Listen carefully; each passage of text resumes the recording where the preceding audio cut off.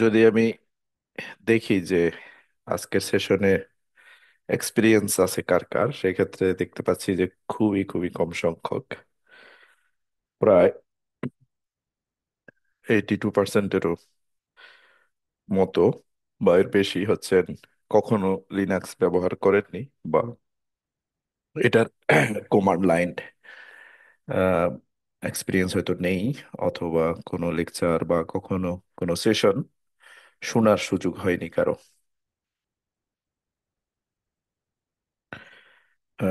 কিছু দেখতে পাচ্ছি যে আপনারা ওয়ার্কশপ করেছেন বা ইনফরমেটিক্স অথবা লিনাক্সের উপরে। কারো হয়তো এক এক দুটো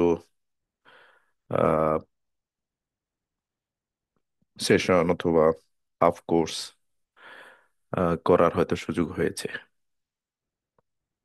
কিন্তু অধিকাংশই আহ, যেহেতু কখনোই এক্সপিরিয়েন্স হন নাই আপনারা, তো আমি চেষ্টা করব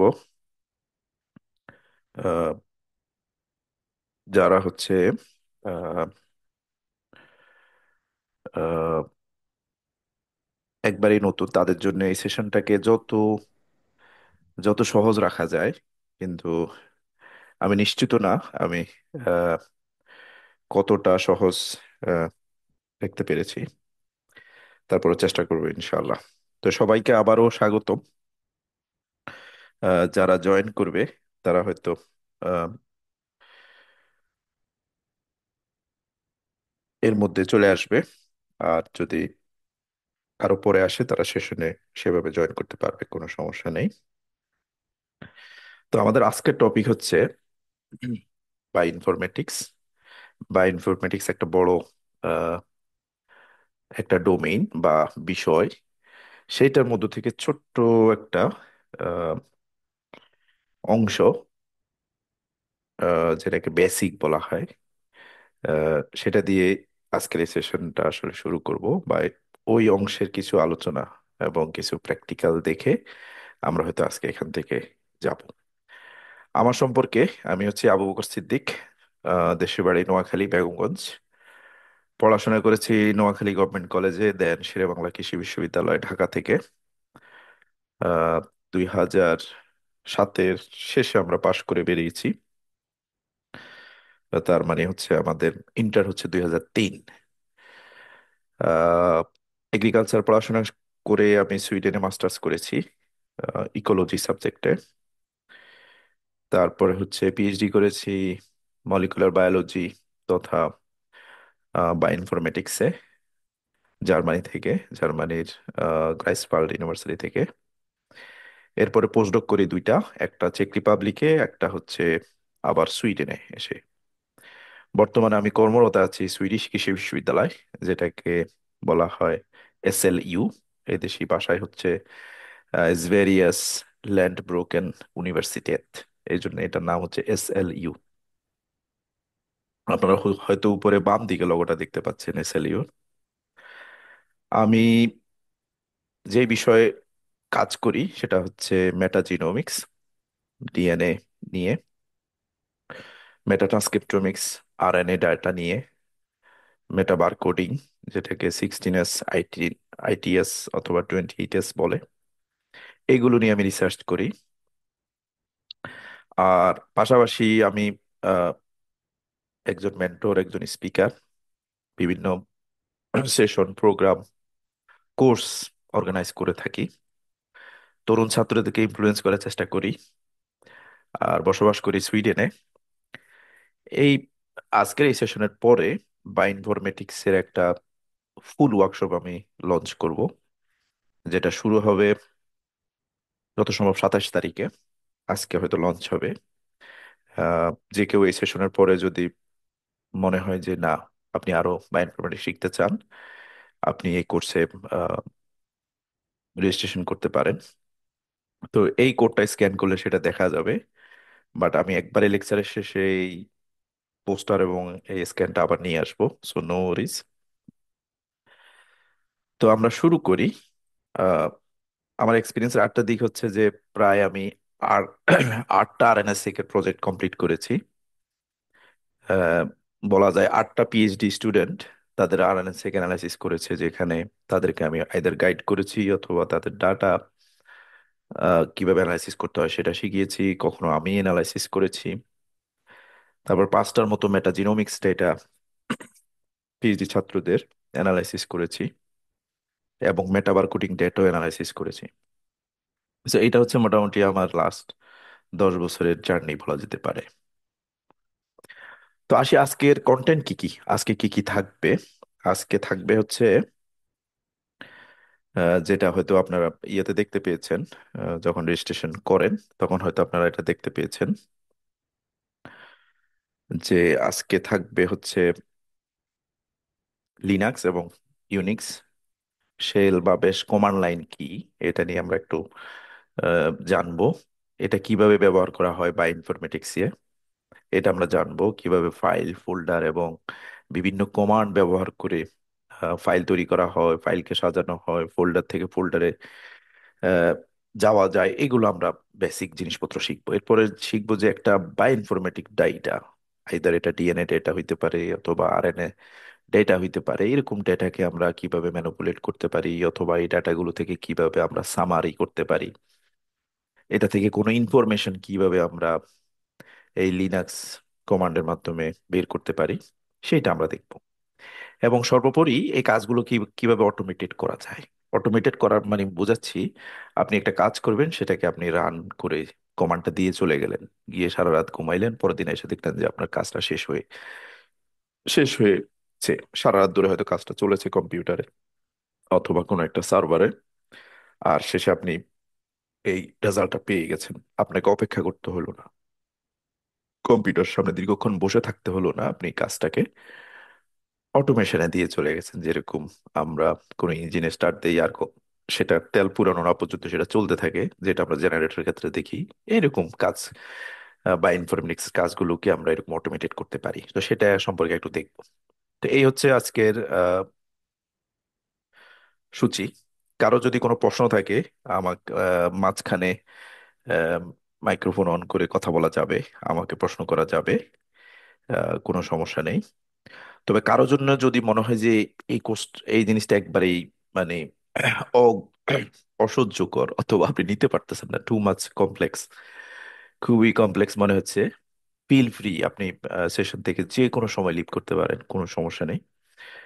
কারণ অনেকেই থাকতে পারেন যারা হয়তো এই কোর্সে হয়তো রেজিস্ট্রেশন করেছেন বাট হয়তো অত বেশি আগ্রহী না। So feel free. আর যারা আগ্রহী, নিঃসন্দেহে আপনি থাকবেন শেষ পর্যন্ত, এরকমই আশা করি। এখন আসি, একটা গল্প দিয়ে শুরু করা যাক। করিম অথবা জেসমিনের গল্প।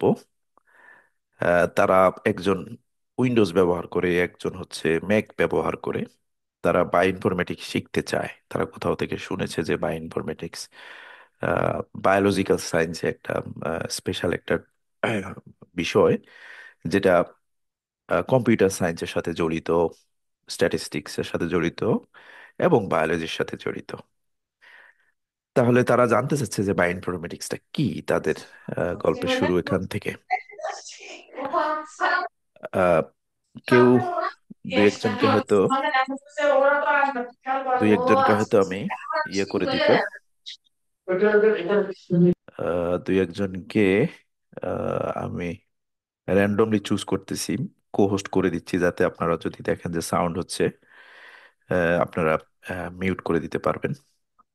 সো এটা জাস্ট আমি র্যান্ডমলি কো হোস্ট করতেছি, যাতে আপনি আহ, সুবিধার জন্য, লেকচারের সুবিধার জন্য তাদেরকে মিউট করে দিতে পারেন।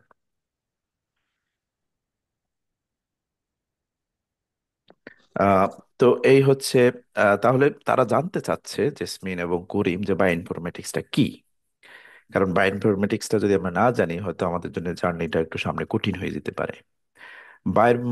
বায়োইনফরমেটিক্স হচ্ছে হচ্ছে বায়োলজিক্যাল ইনফরমেশনকে অ্যানালাইসিস করা। তো অ্যানালাইসিস আমরা কিভাবে করি? কম্পিউটারের মধ্য দিয়ে করি। এই কারণে কম্পিউটার সায়েন্সের কিছুটা যোগসূত্র আছে বায়োলজির সাথে। তাহলে এটা হচ্ছে বাম দিকের দুইটা দুইটা আহ, বিষয়। আবার ডান দিকে যদি আমরা দেখি, আরো দুইটা বিষয়, একটা হচ্ছে ম্যাথমেটিক্স আর একটা হচ্ছে স্ট্যাটিস্টিক্স। তো ম্যাথমেটিক্স এবং স্ট্যাটিস্টিক্সটা আসে, কিন্তু প্রয়োজনের সময় আসে, সব সময় আসে না।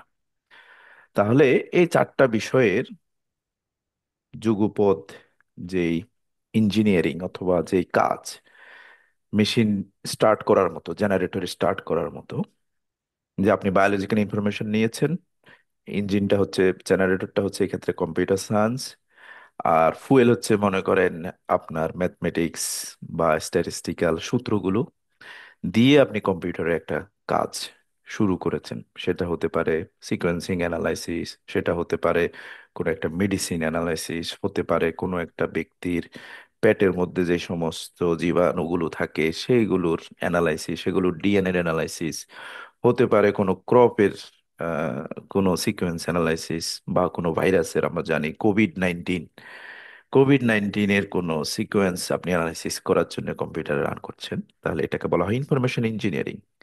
তাহলে এই হচ্ছে সংক্ষেপে বা ইনফরমেটিক্স। এখন আমি যদি দেখি যে কোন কোন ফিল্ড বা ইনফরমেটিক্সকে কাভার করে, তিনটা ফিল্ড মেইনলি কাভার করে: ডেফিনেটলি বায়োলজি, দেন হচ্ছে কম্পিউটার সায়েন্স, দেন হচ্ছে স্ট্যাটস। এখন এই বিষয়গুলো আবার নিজেরা নিজেদের মধ্যে একটা কমন গ্রাউন্ড আছে। যেমন যে স্ট্যাটিস্টিক্সে এবং কম্পিউটার সায়েন্সে ভালো, তাকে আমরা ডাটা সায়েন্টিস্ট বলি, বা বলি যে সে ডাটা সায়েন্সে পড়ছে। কেউ হয়তো বায়োলজি এবং স্ট্যাটিস্টিক্সে ভালো, তাকে আমরা বলি সে বায়ো স্ট্যাটিস্টিক্সে ভালো বা বায়ো স্ট্যাটিস্টিশিয়ান। কেউ কম্পিউটার সায়েন্স এবং বায়োলজিতে ভালো, সে হচ্ছে কম্পিটিশনাল বায়োলজিস্ট। তাহলে এই তিনোটার মিশ্রণকে বলা হয় বায়ো ইনফরমেটিক্স, অর্থাৎ যার এই তিনোটার টুকটাক জ্ঞান আছে, সে মোটামুটি বায়ো ইনফরমেটিক্সে ভালো খেলতে পারবে বা বায়োমেট্রিক্সে ভালো রান করতে পারবে। এখন প্রশ্ন হচ্ছে, ভাই আমি তো বায়োলজি জানি কিন্তু আমি তো বাকি দুইটা জানি না। অথবা আপনারা কেউ একজন বললেন, ভাই আমি তো কম্পিউটার সায়েন্স জানি কিন্তু আমি তো অন্য দুটো জানি না, তাহলে কি আমি বায়োইনফরমেটিক্স পারবো না? স্ট্যাটিস্টিশিয়ান বললো যে, ভাই আমি তো কম্পিউটার এবং বায়োলজির কিছুই জানি না, আমি কি বায়োইনফরমেটিক্স হতে পারবো না? সবাই হতে পারবেন, কিন্তু আপনাকে অন্য ফিল্ডের জ্ঞানটা অর্জন করতে হবে। আইদার আপনি নিজে বসে অর্জন করলেন, ইন্টারনেটে কোনো সাবজেক্টে ভর্তি হয়ে অর্জন করলেন, অথবা বায়ো ইনফরমেটিক্স এর কোনো বিষয় শিখতে শিখতে শিখতে শিখতে আপনি ওই দুইটা ফিল্ডের রিলেভেন্ট যে জ্ঞানটা সেটা আপনি পেয়ে যাবেন। সো ভয় পাওয়ার কোনো কারণ নেই, জাস্ট হচ্ছে আপনাকে একটু এক্সট্রা সময় দিতে হবে অন্য দুই ফিল্ডগুলোতে। এখন আপনার প্রশ্ন করতে পারেন যে, ভাই আপনার এই বায়ো ইনফরমেটিক্স এর জব সেক্টর কি কি, বা এটা দিয়ে আসলে কি করতে পারবো আমি?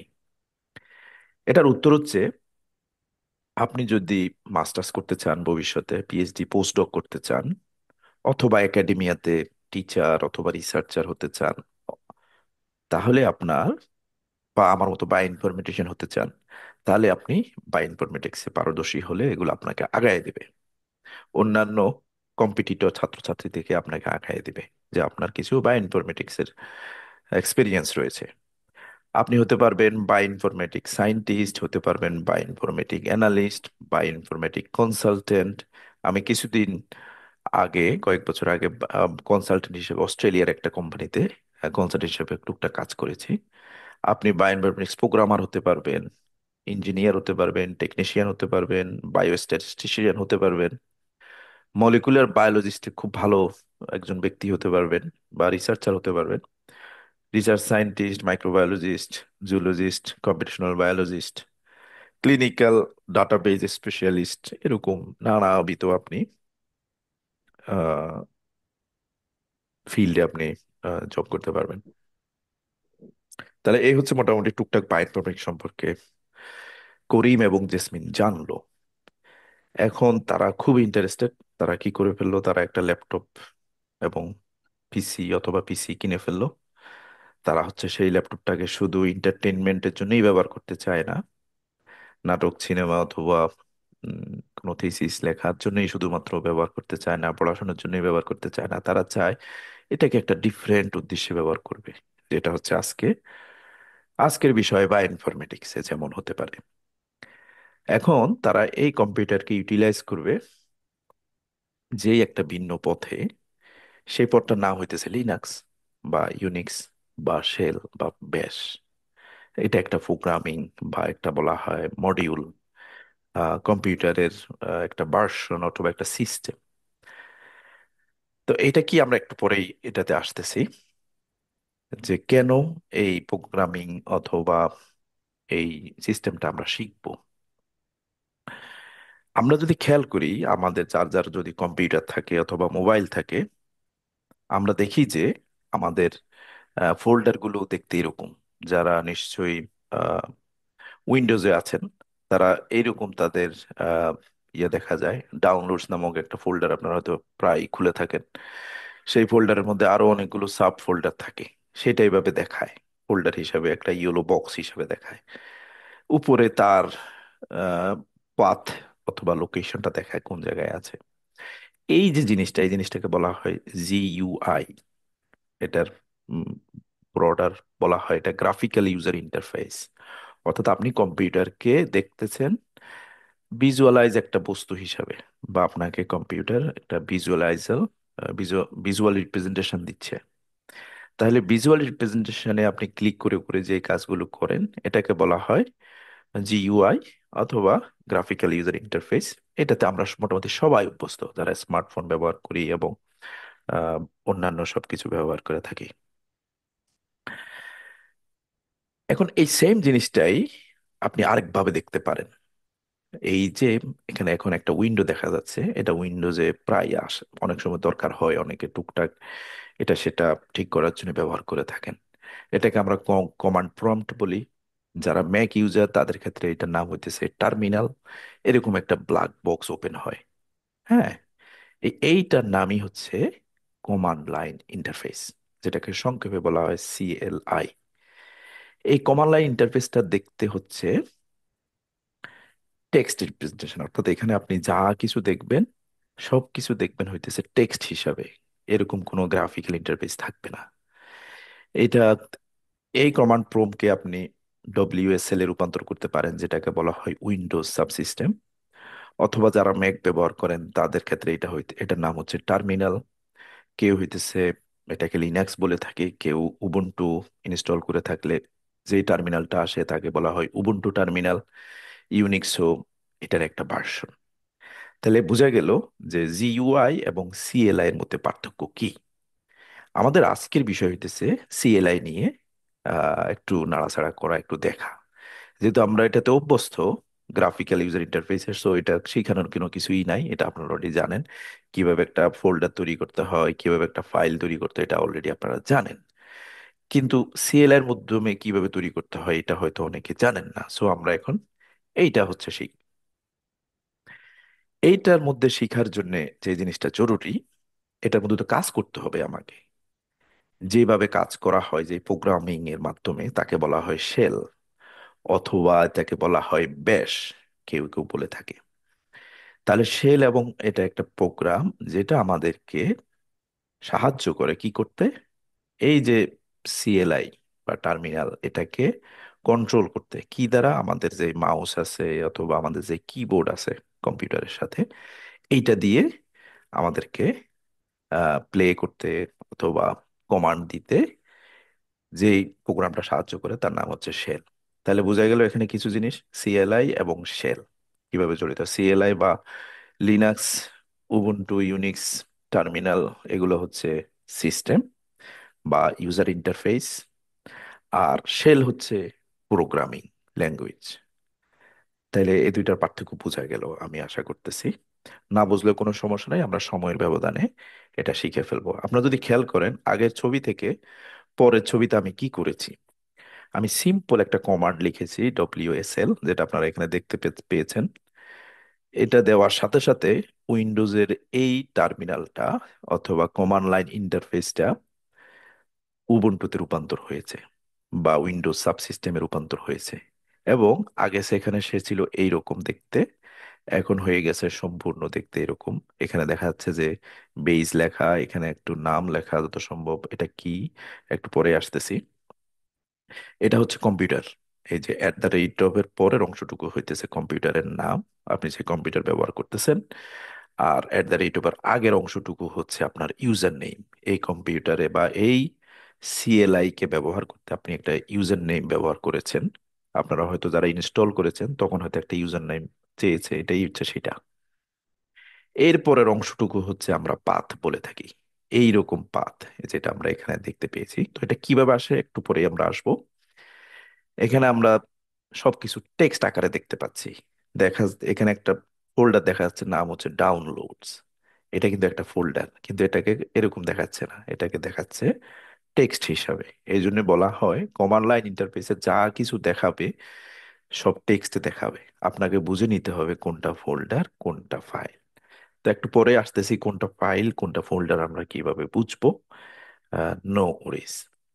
এই সেম জিনিস অনেক সময় অনেকের ক্ষেত্রে এভাবেও দেখাইতে পারে। সো এটা ডিপেন্ড করে কোন কমান্ডটা এক্সিকিউট করা হচ্ছে সেটার উপরে। তাহলে মোটামুটি লিনাক্সের সম্পর্কে করিম এবং জেসমিন একটা আইডিয়া পাইলো। এখন তারা জানতে চাচ্ছে, একটু আগে আমি যেটা বললাম, যে আসলে এখানে কোনটা কি বোঝাচ্ছে। তাহলে @, এরকম স্পেশাল ক্যারেক্টার আগে যেগুলো থাকবে সেটা হচ্ছে ইউজার নেম। এরপরে যেটা থাকবে সেটাকে বলা হয় হোস্ট নেম অথবা কম্পিউটারের নাম। আর এই যে এটাকে বলা হয় টিলডে, বাঁকা যে সাইনটা, টিলডের মতো এখানে যা কিছু আসবে ভবিষ্যতে এটাকে বলা হয় ওয়ার্কিং ডিরেক্টরি, অথবা আপনি এখন কোন ফোল্ডারে আছেন। আর $সাইন হচ্ছে প্রম্পট, অর্থাৎ আপনার মেশিনটা আপনার কাছে কোনো কমান্ড চাচ্ছে, সে রেডি। যখনই $সাইন দেখবেন তার মানে আপনার যে কোনো কমান্ডের, শেল কমান্ডের অথবা ব্যাশ কমান্ডের অথবা অন্য যে কোনো কমান্ডের অপেক্ষায় আপনার মেশিনটা আছে। সো আপনি, আপনার মেশিন প্রস্তুত, আপনি কাজ করতে পারবেন। তাহলে আমার ক্ষেত্রে জিনিসটা এইভাবে দেখাচ্ছে।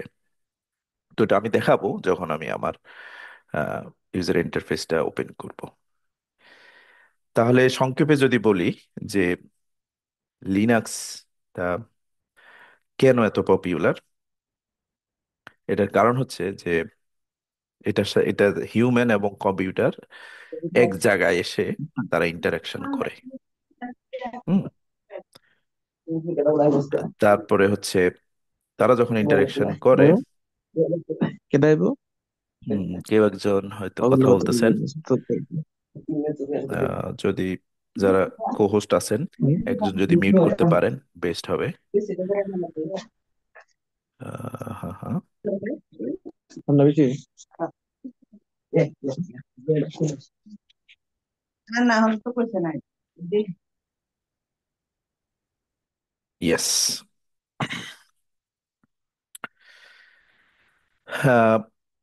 আরেকটা হচ্ছে এই যে প্রোগ্রামিংটা অথবা এই যে সিস্টেমটা অথবা ইউজার ইন্টারফেসটা, এটা অনেক মানুষ মিলে ব্যবহার করতে পারে।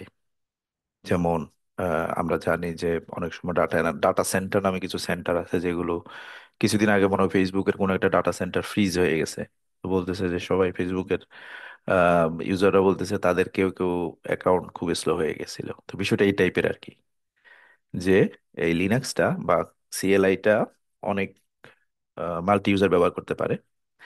আর হচ্ছে এই সিস্টেমের মধ্যে অথবা এই ইন্টারফেসের মধ্যে অনেকগুলো সফটওয়্যারকে প্রয়োজন মতো আপলোড করা যায়, আবার আনআপলোড করে দেওয়া যায়, অর্থাৎ নেওয়া যায় আবার বাদ দেওয়া যায়, যেগুলো ফ্রিলি অ্যাভেলেবল।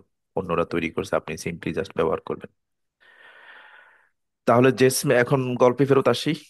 করিম এবং জেসমিন তারা হচ্ছে সে জানলো বা ইনফরমেটিক্স কি, তারপরে কিভাবে তারা লিনাক্স সম্পর্কে একটু জানলো, কিন্তু তারা জানে না যে এই লিনাক্সটা তারা কিভাবে ওপেন করবে।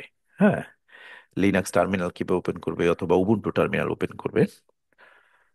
সেই ক্ষেত্রে তারা হচ্ছে একটা কাজ করতে পারে, সেটা হচ্ছে তাদের যেই কম্পিউটার আছে সেখানে সার্চ দিতে পারে উবুন্টু লিখে অথবা কমান্ড প্রম্পট লিখে টার্মিনাল লিখে।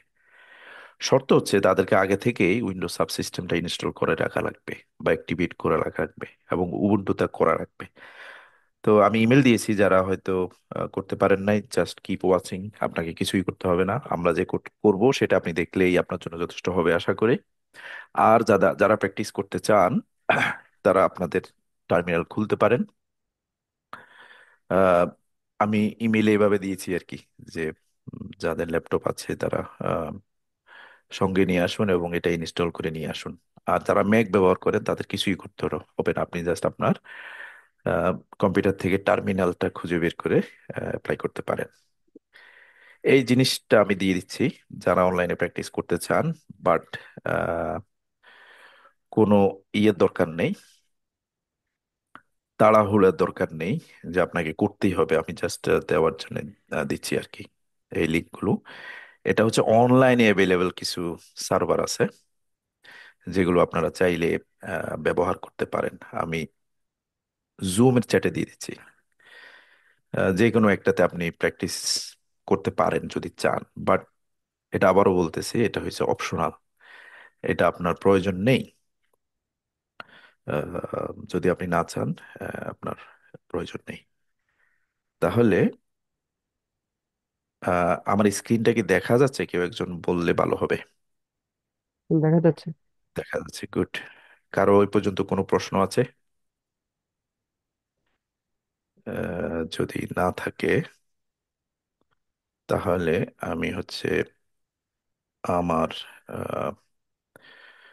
ইয়েটা ওপেন করব, আমার টার্মিনালটা ওপেন করব। সেই ক্ষেত্রে আমাকে হয়তো এটা স্টপ শেয়ারিং দিতে হবে পুরা। সেই ক্ষেত্রে পুরো কম্পিউটারটাই একটা হয়তো প্রশ্ন আমাকে। আছে। হ্যাঁ, হ্যাঁ। আচ্ছা, এই যে প্রোগ্রামটা লিনাক্স বা যেভাবে কম্পিউটারের কথা বললেন, এটা কি ফোনে ইউজ করা যেতে পারে এইভাবে? আমি শিওর ফোনের না, কোন আমি অপশন? আমি কখনো ইউজ করি নাই। তবে এই যে লিঙ্কগুলো দিয়েছি, এগুলো যদি কাজ করে তাহলে আপনি ইউজ করতে পারবেন। বাট ফোনের মধ্যে আলাদা করে ইনস্টল করা যায় কিনা আমার আইডিয়া নেই আর কি। ঠিক আছে, ধন্যবাদ ভাইয়া। হ্যাঁ।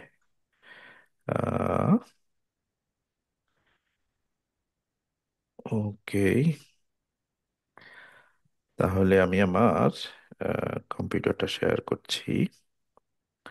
আমরা এখন থেকে সাইড বাই সাইড আমরা আহ, আমাদের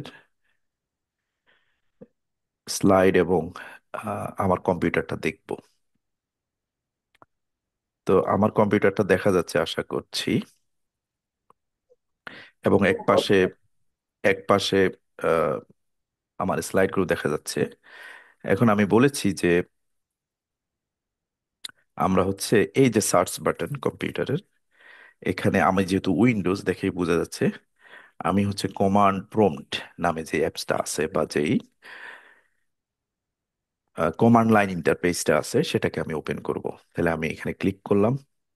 অনেকে যারা অলরেডি উবুন্টু আপলোড করেছেন তারা যদি উবুন্টু লেখেন, তাহলে এরকম উবুন্টু 22.04.5 এলটিএস বা শুধু উবুন্টু দেখাইতে পারে। তো আপনি সরাসরি এটা ওপেন করতে পারেন, অথবা কমান্ড প্রম্পট ব্যবহার করতে পারেন। তো আমি কমান্ড প্রম্পট ব্যবহার করলাম। এইখান থেকে আমি এখন হচ্ছে যে WSL লিখব। লিখে আমি এন্টার যে বাটনটা আছে এটাকে প্রেস করব। এই কমান্ডটা এক্সিকিউট করার জন্য সবসময় আমাকে যেটা করতে হবে, যে WSL, এই কমান্ডটা আমাকে এক্সিকিউট করতে হবে। তো এইটা কখনো অনেক সময় নিতে পারে, কখনো আপনার কম্পিউটারে কাজই করবে না, কখনো কুইকলি কাজ করতে পারে।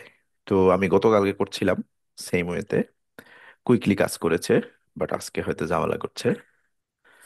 বাট এনিওয়ে, আমি এটাকে আহ, রেখে দেই যাতে সে নিজের মতো করে ওপেন হতে পারে। সে এক্স্যাক্টলি যেটা করবে, সে এইটা ওপেন করবে আমার জন্য। আমি আরেকটা আহ, ইয়ে দেখাচ্ছি।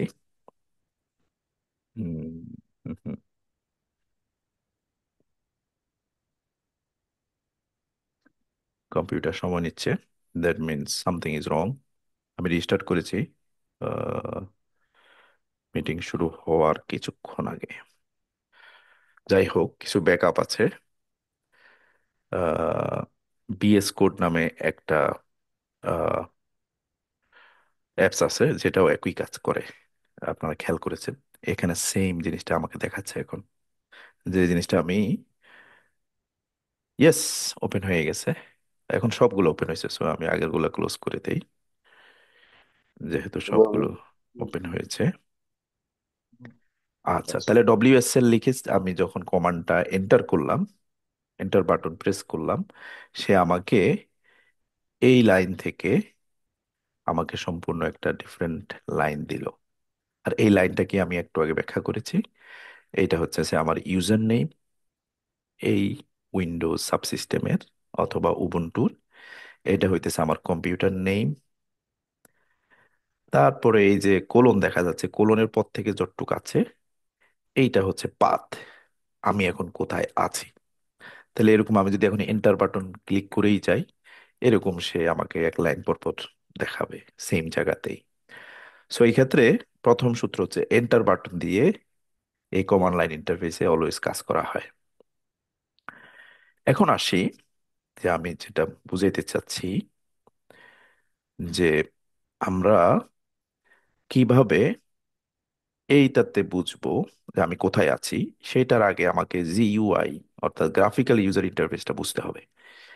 গ্রাফিক্যাল ইউজার ইন্টারফেসটা যদি আমি বুঝি, তাহলে আমি হচ্ছে ধরতে পারবো। গ্রাফিক্যাল ইউজার ইন্টারফেসে আমরা ডাউনলোডস নামক ফোল্ডারটা খুব সহজে বের করতে পারি।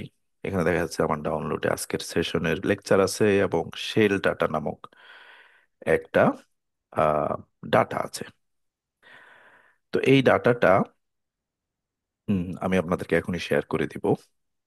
তার আগে আমি দেখাচ্ছি যে আমি নর্মাল কম্পিউটারে কিভাবে এক ফোল্ডার থেকে আরেক ফোল্ডারে যাই। আমি এখন ডাউনলোডসে আছি, আমি শেল ডাটা ফোল্ডারে জাস্ট ক্লিক করলেই আমি সাধারণত যেতে পারি। গেলে যেটা হয়, শেল ডাটার ভিতরে কি কি আছে সেটা দেখায়। আপনারা যদি খেয়াল করেন, এখানে 5টা ডাউনলোড ছিল, এরপরে দেখা যাচ্ছে গ্রেটার দেন দিয়ে ইন্ডিকেটর শ্রেণী দিয়ে দেখাচ্ছে তুমি এখন শেল ডাটা নামক ফোল্ডারে আছো, যেটার মধ্যে হয়তো আরো ফোল্ডার আছে, যেটা আমাকে এই সাইন দ্বারা সে ইঙ্গিত করতেছে। তো আমি বললাম ঠিক আছে, আমাকে এই যে আনট্রিমড ফার্স্ট কিউ এই ফোল্ডারটাতে আমাকে একটু নিয়ে যাও। বা আমি এটাতে ক্লিক করলাম, ডাবল ক্লিক করলে আপনারা সবাই জানেন কম্পিউটারগুলোতে এভাবে কাজ করে। সে আমাকে নিয়ে গেল। তাহলে দেখা যাচ্ছে নতুন ফোল্ডারে আরো 2টা ফাইল রয়েছে, যেটা হচ্ছে ফার্স্ট কিউ ফাইল। এই ফাইলগুলো কিন্তু একটা বাই ইনফরমেটিক ফাইল। এখানে যে ইনফরমেশনটা রক্ষিত আছে সেইটা হচ্ছে ডিএনএ ডেটা রক্ষিত আছে। তাহলে আমরা এই জিনিসটা দেখতে পাচ্ছি যে ডাউনলোড থেকে শেল ডাটাতে গেলাম, শেল ডাটা থেকে আনট্রিমড ফার্স্ট কিউ ফোল্ডারে গেলাম, যাওয়ার পরে এই ফাইলগুলো দেখাচ্ছে। এখন সেম জিনিসটা আমি কিন্তু এই ইউজার ইন্টারফেসেও সিএলআই তেও দেখতে পাবো। কিভাবে সেটা আমরা একটু পরেই দেখব। তবে তার আগে আমরা প্রথম কমান্ডটা একটু দেখতে চাই। এখন করিম এবং জেসমিন তারা জিইউআই তে কিভাবে এক ফোল্ডার থেকে আরেক ফোল্ডারে যাওয়া হয় এটা তারা অলরেডি জানে। তারা এখন চাচ্ছে যে ভাই একটা কমান্ড আমি এক্সিকিউট করতে চাই। সো তাদেরকে একটা কমান্ড দেওয়া হলো এলএস। এলএস মানে কি? এলএস হচ্ছে শেলের অথবা ব্যাশের একটা ছোট্ট কমান্ড, যেটার নাম হচ্ছে লিস্ট কন্টেন্ট অফ ডিরেক্টরি। এই লিস্টের এল এবং হার্ড অক্ষর এস কে নিয়েই এলএস কমান্ডটা নেওয়া হয়েছে। এখন এই কমান্ডটা যে করেছে তারা নিঃসন্দেহে বড় প্রোগ্রামার। লিনাক্স যারা বানিয়েছে বা ব্যাশ শেল এরা যারা তৈরি করেছে আজ থেকে হয়তো কয়েক দশক আগে, তারা হচ্ছে সে মেইন কারিগর। আর আমরা হচ্ছে সে ইউজার এই কমান্ডটা ব্যবহার করার। তাহলে আমরা জানি যে আমরা এখানে আছি। তাইলে আমি এখানে এই যে ডলার সাইনটা আছে এরপরে আমি এলএস লিখব, লিখে আমি এক্সিকিউট করব। করলে দেখা যাচ্ছে যে এলএস কমান্ডটা আমি লিখলাম, লিখে যখন আমি এক্সিকিউট করলাম আমাকে এই অবস্থানে কি কি ফাইল এবং ফোল্ডার আছে সেটা আমাকে দেখাচ্ছে টেক্সট হিসাবে। তাহলে এইভাবে আমি আমার আহ, যেই ফোল্ডারে আছি সেই ফোল্ডারে যাবতীয় ইনফরমেশন গুলো আমি পাবো। এখন আমরা আসি সেম জিনিসটা আমরা কিভাবে কমান্ড লাইনে এক্সিকিউট করতে পারি। আমি কমান্ড লাইনটা আরো ছোট করে নিয়ে আসি, তাহলে হয়তো সবার জন্য দেখতে সুবিধা হবে। দেখা যাচ্ছে? এটা কি আরো বড় করব না ঠিক আছে? ঠিক আছে হ্যাঁ, দেখা ঠিক যাচ্ছে আছে। স্যার। হ্যাঁ, তাহলে আমি এখন দেখতে পাচ্ছেন এখানে একটা দাগ উঠানামা করতেছে।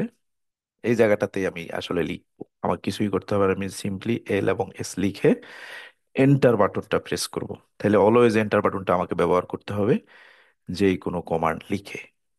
করলাম, দেখা যাচ্ছে যে অনেক কিছু আমার এই অবস্থানের মধ্যে কারো কারো ক্ষেত্রে এই সেম জিনিসটা এরকমও দেখাইতে পারে। আমি এটা জাস্ট দেখানোর জন্য,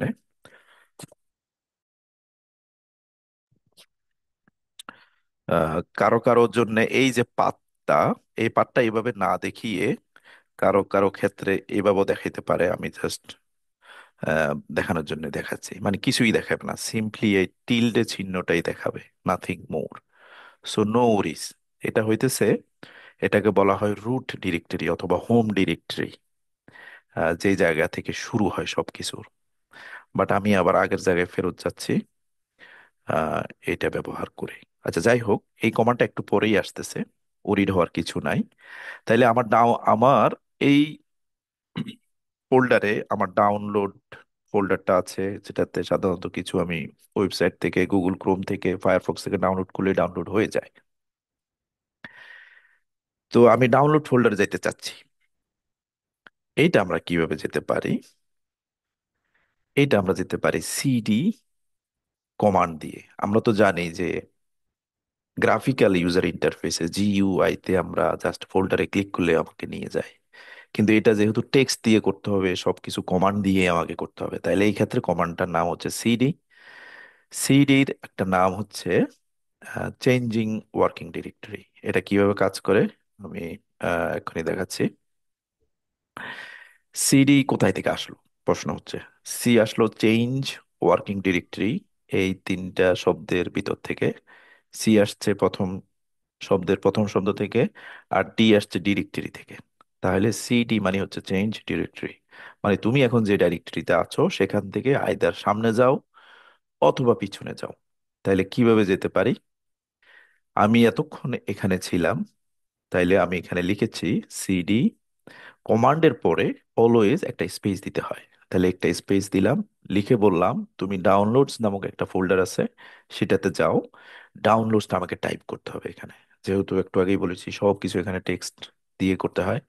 তো ডাউনলোড লিখে একটা স্ল্যাশ দিয়েছি, এটাকে যত সম্ভব ফরওয়ার্ড স্ল্যাশ বলে। একটা হচ্ছে ব্যাক স্ল্যাশ, একটা হচ্ছে ফরওয়ার্ড স্ল্যাশ। কোনটা কি আমি শিওর না, যত সম্ভব এটা হচ্ছে ফরওয়ার্ড স্ল্যাশ। আহ কেউ থাকলে বলবেন এখানে।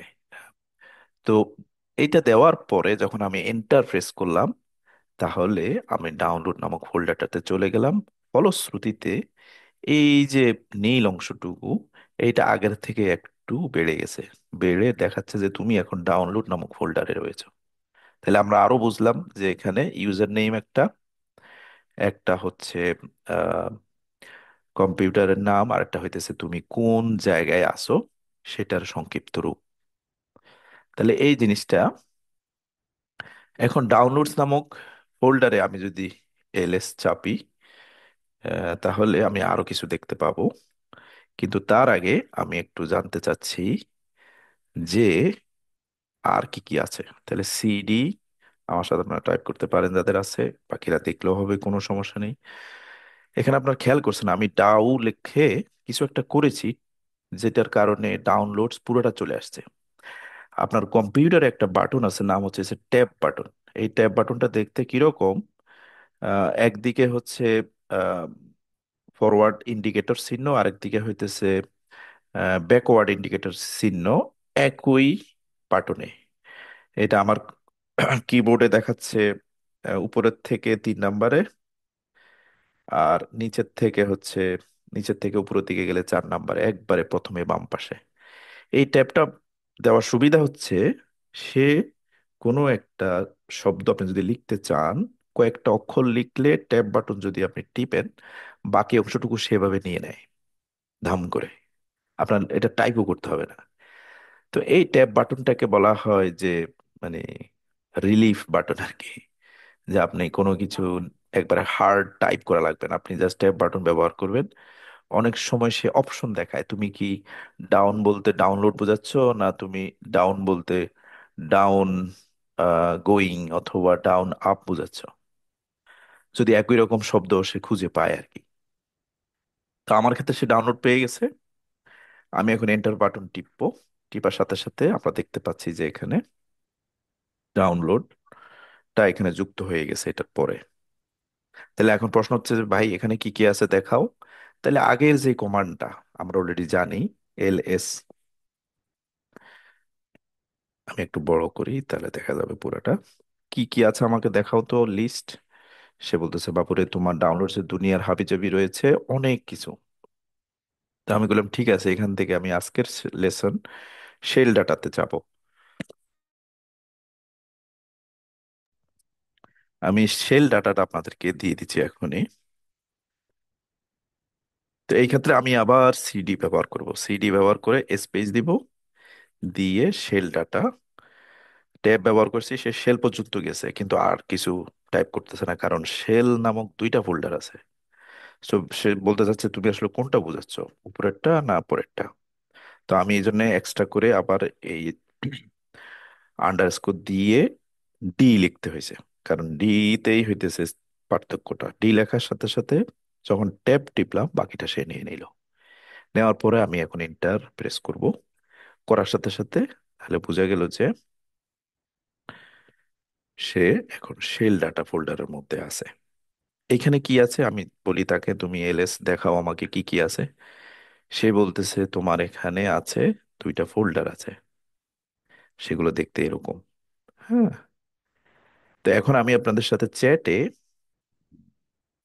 শেল ডাটাটা শেয়ার করে দিচ্ছি। আমি জানি না সরাসরি ফোল্ডার আপলোড করা যায় কি না। ফোল্ডার সরাসরি আপলোড করা যায় না, সো আমাকে প্রথমে হচ্ছে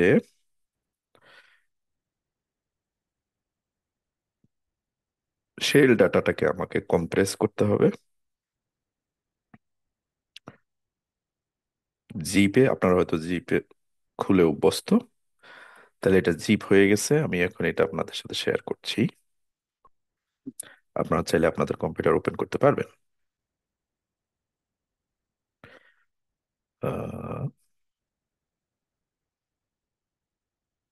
বাট নট নেসেসারি, আবারও বলছি, এটা জাস্ট যারা কুইক প্র্যাকটিসিং করতে পারতেছেন শুধুমাত্র তাদের জন্য। বাকিরা জাস্ট দেখে যান, জাস্ট বোঝাটা ইম্পর্টেন্ট। পরবর্তীতে আপনি যে কোনো সময় এই লেকচারটা গো থ্রু করতে পারবেন। হ্যাঁ, সো নো ওয়ারিজ। তাহলে আমি জানতে চাচ্ছি যে তোমার মধ্যে আর কি কি আছে। এটাকে আমি বড় ছোট করতে পারি আপনাদের দেখা সুবিধার জন্য। আবার একই কমান্ড টাইপ করতেছি এলএস। সে বলতেছে তোমার এখানে আরো দুইটা ফোল্ডার আছে, একটা নাম হচ্ছে এসআরএ মেটাডেটা আর একটা নাম হচ্ছে আনট্রিমড ফার্স্ট কিউ। তো আমি বললাম ওকে ফাইন, তুমি আমাকে আনট্রিমড ফার্স্ট কিউতে কি আছে দেখাও তো। আমি আবার এলএস বাটন টিপলাম, তারপর আনট্রিমড টিপলাম, এন্টার বাটন টিপলাম। সে আমাকে নিয়ে গেল, বললো যে তোমার এখানে দুইটা ফাইল আছে। হুম, ফাইল এবং ফোল্ডার আপনি কিভাবে বুঝবেন? সাধারণত ফোল্ডার হয় শেষে কোনো ডট থাকে না, ডট সামথিং থাকে না। আর ফাইলের ক্ষেত্রে সাধারণত ডট তারপর সামথিং থাকে। তো এই ক্ষেত্রে আপনারা যদি খেয়াল করেন এখানে লেখা হচ্ছে ডট ফার্স্ট কিউ, তার মানে এটা ফাইল। আর আগের যে দুইটা ছিল untrim dot untrimmed underscore first Q, এটা ছিল একটা ফোল্ডার। এসআরএ ডট মেটাডেটা, এটা ছিল একটা ফোল্ডার। তো ফোল্ডার এবং ফাইলকে সে একটু ডিফারেন্টলি দেখাবে। আপনি খেয়াল করেন এটাকে সে একবারে হাইলাইটেড করে ফেলছে গ্রিন দিয়ে, আর ফাইলগুলোকে কিন্তু হাইলাইট করে নাই। তো এইটা হচ্ছে ওয়ান ওয়ে, কিন্তু এটার বিভিন্ন ওয়ে আছে কোনটা ফাইল কোনটা ফোল্ডার, বাট আমরা আজকে ওইদিকে যাব না। তাহলে আমরা ফেরত যাই লেকচারে, যে আমরা শিখলাম যে কিভাবে আমরা এক ফোল্ডার থেকে আরেক ফোল্ডারে যেতে পারি। আরেকটা জিনিস না দেখাইলেই নয়, লেটস সে আমি ব্যাকে যাইতে চাই, তাহলে আমি এই সেম কমান্ডটাই ব্যবহার করব, করে স্পেস দিব, তারপর দুইটা ডট ডট দিব। দিলে সে আমাকে এক ফোল্ডার পিছনে নিয়ে যাবে। কেমন যদি আমি এক্সিকিউট করি, দেখেন সে আমাকে শেল ফোল্ডার, শেল ডাটা থেকে বাইর করে নিয়ে ডাউনলোড ডাটাতে নিয়ে গেছে। আবার আপনি যদি সামনে যেতে চান, আহ, আহ, তাহলে সরি, আপনি আবার শুধু এক ধাপ সামনে যেতে চাইলে এই মাইনাস টিপ দিলে আপনাকে সামনে নিয়ে যাবে আবার আপনি যেখানে ছিলেন। আপনি যদি আনট্রিমডে যেতে চান, সে আপনাকে নিয়ে যাবে যদি আপনি সিটি নেন এভাবে। এখন আপনি দুই স্টেপ পিছনে যেতে চান, তাহলে আপনাকে এরকম স্ল্যাশ দিয়ে দিয়ে ডট ডট দিতে হবে। তাহলে আমি এটা একটু বড় করি, তাহলে এরকম দেখাবে, CD space dot dot slash dot dot slash, তার মানে আমাকে সে এখন ডাউনলোডে নিয়ে যাবে। এক্স্যাক্টলি সেটাই হয়েছে। তাহলে এইভাবে সামনে পিছে সিডি দিয়ে যাওয়া যায়। এখন আহ, এটা আমরা দেখলাম যে কিভাবে কাজ করে, সো উই নো ইট। তাহলে এখন আপনি দেখেন তো, এই যে একই সিস্টেমেই তো কাজ করে graphical user interface, download, shell data, untrimmed. But আমরা হয়তো কখনো খেয়াল করি নাই যে উপরে আসলে এটা কি দেখাচ্ছে। তাহলে এটা আজ থেকে আমরা ভুল করব না, যে this is the navigating your file system. Okay, Karim এবং জেসমিন তারা হ্যাপি যে তারা দুইটা কমান্ড শিখতে পেরেছে। তারা এখন থার্ড কমান্ডের ব্যাপারে আগ্রহী, যেটার নাম হচ্ছে পিডব্লিউডি। পিডব্লিউডি হচ্ছে প্রিন্ট ওয়ার্কিং ডিরেক্টরি, অর্থাৎ আমি এখন যেই ডিরেক্টরিতে আছি সেটাকে আমি প্রিন্ট করব।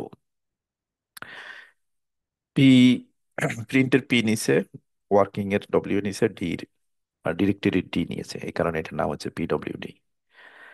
তাহলে এটা যদি ব্যবহার এভাবে করতে থাকি, তাহলে আমি যদি বলি পিডব্লিউডি আমি এখন কোথায় আছি দেখাও, তখন সে পুরো পথটা দেখাচ্ছে।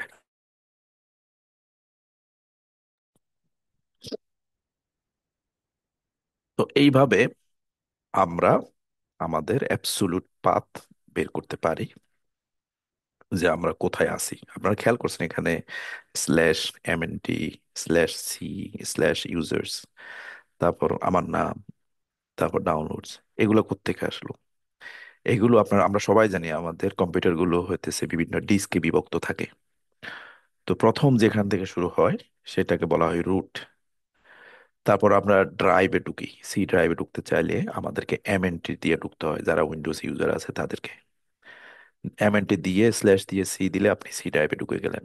তারপর ইউজার লিখে, ইউজার্স নামক একটা ফোল্ডার আছে, আপনি সেখানে ঢুকেন, ঢুকে আপনি আপনার ফোল্ডারে ঢুকেন, আপনার ফোল্ডারে ঢুকে আপনি আপনার ডাউনলোডস ফোল্ডারে ঢুকেন। এটাই হইতেছে সিস্টেমেটিক ওয়ে। মেবি যারা হচ্ছে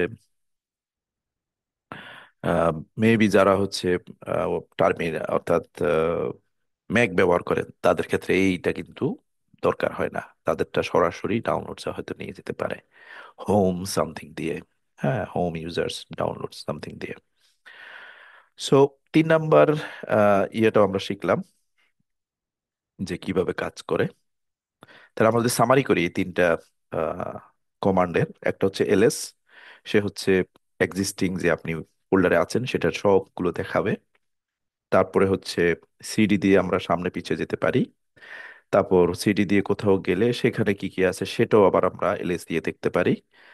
তারপর পুরা পাথটা যদি এখানে না দেখায়, তাহলে আমরা প্রিন্ট করতে পারি পিডব্লিউটি দিয়ে, যে আমরা এক্স্যাক্টলি কোথায় আছি, যেই পার্টটা আমরা বিভিন্ন সময় ওই লোকেশনটাকে ইঙ্গিত করি। তাহলে করিম এবং জেসমিন তারা জানতে চাচ্ছে যে আমরা এগুলো জানলাম, তাহলে আমার যে পাথগুলো সেগুলোকে আমি কিভাবে বুঝবো, বা আমি যে লোকেশন এটা কেন দরকার, বা এটা কি এটার কোনো ভেদাভেদ আছে কিনা। হ্যাঁ, এটা একটা ভেদাভেদ আছে, 2 রকম পাথ আছে, একটা নাম হচ্ছে অ্যাবসুলুট পাথ, আরেকটা নাম হচ্ছে রিলেটিভ পাথ। কোনটা কি আমি এখন এটা একটু বলি নেই। আপনার প্রশ্ন হতে পারে যে ভাই এগুলো মনে হচ্ছে প্রোগ্রামিং এগুলো বা ইনফরমেটিক্স কিভাবে লাগবে। এগুলো লাগবে যখন আপনি ওই যে অটোমেটেড করবেন, আপনি কম্পিউটারকে একটা কাজ দিয়ে যাবেন যে এটা এটা এই ফাইলটা এখানে আছে, এই ফাইলটা ওখানে আছে, এই হইতেছে পাথ, এই ফাইলটা এখান থেকে নাও নিয়ে এটার মেইন বাইর করো, এটার এভারেজ বাইর করো, এই সিকোয়েন্সিং এর এই অংশটা সবগুলো সিকোয়েন্স থেকে কাট করে বাইর করো। তখন অটোমেটেড করার সময় আমাদের এই পাথগুলো দিতে হয়। এই জন্যে বেসিক গুলো সবার আগে শিখতে হয়, পাথ। তারপরে কোন ডিরেক্টরি থেকে কোন ডিরেক্টরি যেতে হবে, কোন কাজটা করতে, এটা আমি তাকে আগে ভাগে বলে দিতে হবে। তো এই জন্যেই প্রথম থেকে আমাদেরকে টুকটাক কোডিং গুলো জেনে রাখতে হয়।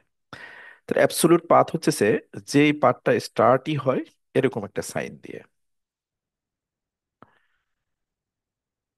এরকম একটা স্ল্যাশ সাইন দিয়ে যখন শুরু হবে তখন বুঝবেন যে আপনাকে সে স্ট্রেট পাথটা দেখাচ্ছে, অ্যাবসলিউট পাথ। এবং এই পার্টটা সাধারণত রুট থেকে দেখায়, অর্থাৎ কম্পিউটারের বিগিনিং যেখান থেকে, কম্পিউটারটাকে তৈরি করা হয়েছে যেখান থেকে, সেই রুটে রুট ফাইল সিস্টেম ফলো করে দেখানো হয়। আপনি যদি খেয়াল করে থাকেন, কারো হয়তো এইভাবে দেখাইতে পারে: হোম আবু এসএলইউ ডট, তারপরে slash shell data SRM metadata, তারপরে এই ফাইলটা, তারপরে এই ফাইলটা একটু আগে আপনারা দেখেছেন যে আনট্রিমড ফার্স্ট কিউ ফোল্ডার আমরা ঢুকছি, সেটা ছিল শেল ডাটার মধ্যে, সেটা ছিল আবু এসএলইউ, আমার ক্ষেত্রে সামথিং এলস ছিল, বা হোমে। হুম এটা লাইক অ্যান অ্যাড্রেস। আমরা যদি আপনাকে বাংলাদেশে ট্র্যাক করি, আপনি কিভাবে ট্র্যাক করেন? আপনি হচ্ছেন বাংলাদেশে থাকেন, বাংলাদেশের হয়তো নোয়াখালীতে থাকেন, তারপরে বেগমগঞ্জ থাকেন, তারপরে হয়তো নবাব বাড়ি নামক একটা বাড়িতে আপনি থাকেন। ওই বাড়িতে হয়তো আপনি আছেন, এটা আপনি হচ্ছেন file, let's say. So this is the absolute path. এবার আসে রিলেটিভ পাথটা কি।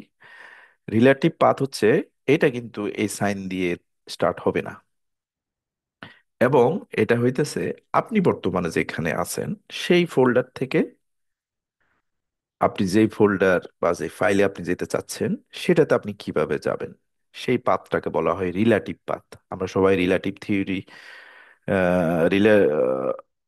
রিলেটিভ থিওরি আইনস্টাইনের, এটাকে কি বলে, আপেক্ষিক তত্ত্ব বাংলায়, এটা জানি। এটা লাইক দ্যাট, এটা আপেক্ষিক তত্ত্বের মতো, যে আপনি কার এগেনিস্টে কাকে চিন্তা করতেছেন, কার অবস্থানের ভিত্তিতে চিন্তা করতেছেন। যেমন আমি যদি সুইডেনের ভিত্তিতে চিন্তা করি বাংলাদেশ কত দূরে, তাহলে আমাকে তার্কি অথবা কাতার হয়ে তারপর বাংলাদেশে যেতে হবে। তার মানে আমার পাথটা হবে সুইডেন, দেন টার্কি স্ল্যাশ বাংলাদেশ, দেন হইতেছে বেগমগঞ্জ, দেন হইতেছে আমার বাড়ি। সো ইটস লাইক রিলেটিভ হইতেছে লাইক দ্যাট। উদাহরণ যেটা একটু আগে বলছি, এটার আগে কখনো স্ল্যাশ থাকে না, এটা শুরু হয় এভাবে পাঠটা, তারপরে কখনো ডট ডট দেওয়া থাকে, তারপর শুরু হয়। তাহলে এরকম পাথ যখন দেখাবে তখন সেটাকে রিলেটিভ পাথ বলে।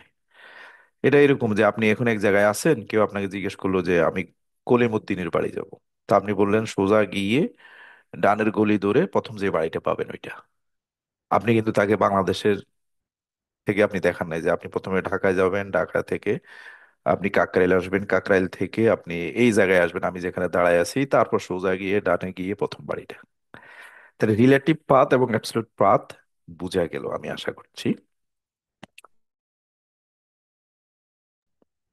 আমরা এতক্ষণ পর্যন্ত যা শিখলাম, এটা সামারি হচ্ছে এগুলো: এলএস শিখলাম, সিডি শিখলাম, পিডব্লিউটি, অ্যাবসলিউট পাথ এবং রিলেটিভ পাথ শিখলাম। আমরা স্টিল আমাদের, যদি গল্পে ব্যাক যাই, করিম এবং জেসমিন বলছে ভাই মাত্র চারটা, আরো তো শিখতে চাই। হ্যাঁ, তারা আরো বেশি শিখতে চায়, তাদের জন্য আরো প্র্যাকটিসের জিনিসপত্র আছে। এইটা হচ্ছে আহ, মোটামুটি 30 মিনিটের মতো লাগবে সবকিছু যদি আমি দেখাই। সো আমি চাচ্ছি এই জিনিসটা আপনারা একটু এক্সপ্লোর করেন যে কি হয়। শুধুমাত্র আহ, এইটা কেউ প্র্যাকটিস করেন না, রিমুভ। কারণ কি, রিমুভ মানে কি, আপনি যদি কোনো কিছু রিমুভ করেন এটা আর ফেরত পাবেন না। উইন্ডোজে এই কমান্ড লাইন ইন্টারফেসের একটা অসুবিধা হচ্ছে, কোনো কিছু যদি আপনি একবার রিমুভ করেন এইটা আর এক্সিস্ট করে না, এটা আপনার কম্পিউটারে নাই।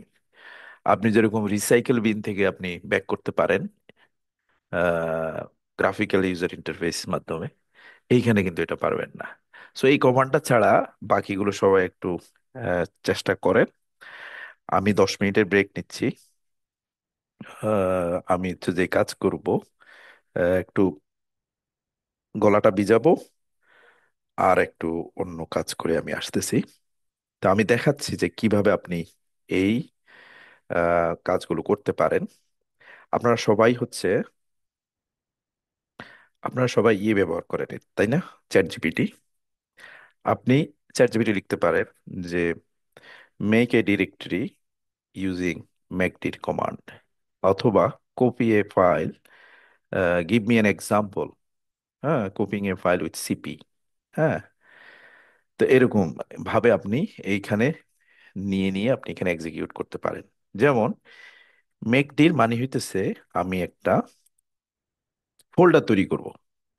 আমরা উইন্ডোজ যারা ইউজার তারা হইতেছে রাইট বাটন ক্লিক করে নিউ ফোল্ডারে ক্লিক করলে একটা ফোল্ডার ক্রিয়েট হয়ে যায়, তাই না? কিন্তু আমি যদি সেম কাজটা সিএলআই এর মাধ্যমে করতে চাই তাহলে কিভাবে করব? তাহলে আমাদেরকে এই মেক ডির কমান্ডটা লিখতে হবে। মেক ডির মানে হইতেছে মেক ডিরেক্টরি। তাহলে এমকিডির লিখলাম, স্পেস দিলাম যেহেতু এটা একটা কমান্ড। আমি বললাম যে আহ, এক কাজ করি, আগে আমি আমার পাথ গুলোতে চলে যাই, যে আমি যে পাথগুলো ব্যবহার করেছি। একটা জিনিস হচ্ছে ইন্টারেস্টিং, আপনি যদি অ্যারো ব্যবহার করেন, আপনার কিবোর্ডে অ্যারো আছে উপরে নিচে ডানে বামে, সেই অ্যারোগুলো ব্যবহার করলে আপনি আগের কম যে কমান্ডগুলো এক্সিকিউট করছেন সেগুলো আবার দেখাবে। হ্যাঁ, দেখেন আমি সিডি ডাউনলোডস পাইলাম, আবার যদি আমি নিচে যাই, নিচে গেলে আবার নিচের দিকে চলে যাবে। তাহলে এভাবে আপনি পুরাতন কমান্ডগুলো নিয়ে আসতে পারবেন। তাহলে আমি শেলে যাচ্ছি। আহ, শ- আচ্ছা, আমি ডাউনলোড অলরেডি আছি, সো শেল ডাটা, শেল ডাটাতে আমি ঢুকলাম। এখন আমি এখানে চাচ্ছি একটা ডিরেক্টরি বানাইতে, যেটা নাম হইতেছে লেটস এই বায়ো, হ্যাঁ, বায়োলজি লেটস এই। তাহলে আমি জাস্ট এই মেক ডি লিখবো। আহ, যদি আমার কমান্ড ঠিক না থাকে সে এরর দেখাবে। দেখছেন, বলতেছে M K command not found, বলতেছে এরকম কোনো কমান্ড নাই। সো আমি তখন আমার ভুল বুঝতে পারছি, আমি কি করব, আমি আবার এসে এটা ঠিক করব। ঠিক করে আবার এসে এটাকে এক্সিকিউট করব। তখন একটা ডিরেক্টরি হয়ে গেছে। যখন দেখবেন যে এটা পপ আপ করতেছে কোনো রকম এরর মেসেজ ছাড়া, তাহলে বুঝবেন যে আপনার কাজ হয়ে গেছে। এখন আপনি বুঝবেন কিভাবে, এলএস টিপতে হবে। দেখেন এখানে একটা নতুন ফাইল তৈরি হয়েছে বায়োলজি, আগে কিন্তু ছিল না। So this is A option. So বাকিদের জন্য প্র্যাকটিস। আর বাকি যারা প্র্যাকটিস করার প্রয়োজন ফিল করতেছেন না, জাস্ট চিল, একটু হাত পা নাড়াচাড়া করুন, একটু পানি খেয়ে আসুন, কারোর জরুরত থাকলে জরুরত ছেড়ে আসুন। উইল রিজিউম এট 8-9, আমরা 8টা 9-এ আমরা আবার শুরু করব। তো আমি এটা শেয়ার করে দিয়ে যাচ্ছি, তাহলে সবাই হয়তো এটা দেখে দেখেই করতে পারবেন নিজেদের কম্পিউটারে।